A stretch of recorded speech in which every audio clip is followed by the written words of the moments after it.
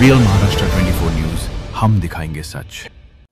बीड जिल्ह्यातील येश ढाका या वाल्मिक समाजाच्या तरुणाचं क्रूर हत्याकांड झालेलं आहे। आज मी त्याच्या कुटुंबाची भेट घेतली। त्याचे वडील, त्याचं पूर्ण कुटुंब अस्वस्थ आहे आणि आम्हाला न्याय मिळाला नाही अशी त्यांची भूमिका आहे। या प्रकरणात 7 ते 8 आरोपी असण्याची शक्यता त्यांनी सांगितलेली। त्या अनुषंगाने बीडचे पोलीस अधीक्षक यांनी सखोल चौकशी करावी।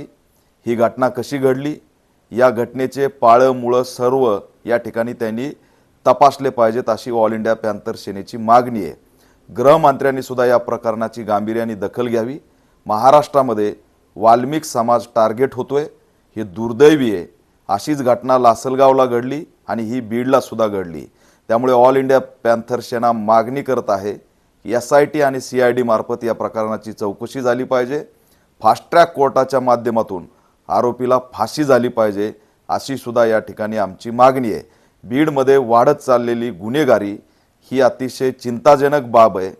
या तरुणांना शस्त्र कोण पुरवतंय? या बीडच्या तरुणांशी बाहेर राज्यातील, बाहेर जिल्ह्यातील काही टोळ्या कनेक्ट आहेत का? त्या अनुषंगाने सुद्धा पोलिसांनी चौकशी केली पाहिजे आणि राज्य सरकारने या संदर्भात सखोल अशी एक दक्षता घेण्याची गरज आहे। बीडचा कायदा व सुव्यवस्था पूर्णपणे बिघडलेला आहे। गृहमंत्र्यांनी याची नोंद घ्यावी, ही सुद्धा मागणी ऑल इंडिया पॅंथर सेना करत आहे।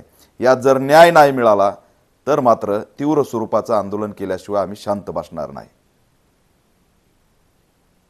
कारण कट 6 वाजता पण बोलणं झाले, 7:45च्या आत झाले। माझं पोरगं तसं काहीच नव्हतं। मित्रांनी बोलून घेतलेत सर एकट्याला।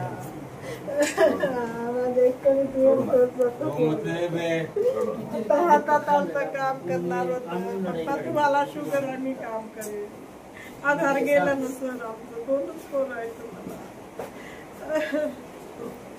मला फक्त न्याय मिळवून द्या। काळजी घ्या, चळवळीतलेच आहेत ते, कोणाला आम्ही सोडणार नाही, त्यांच्यासाठी धावून आलो।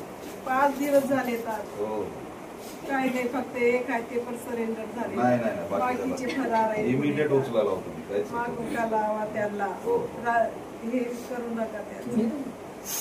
काळजी घ्या, काळजी घ्या।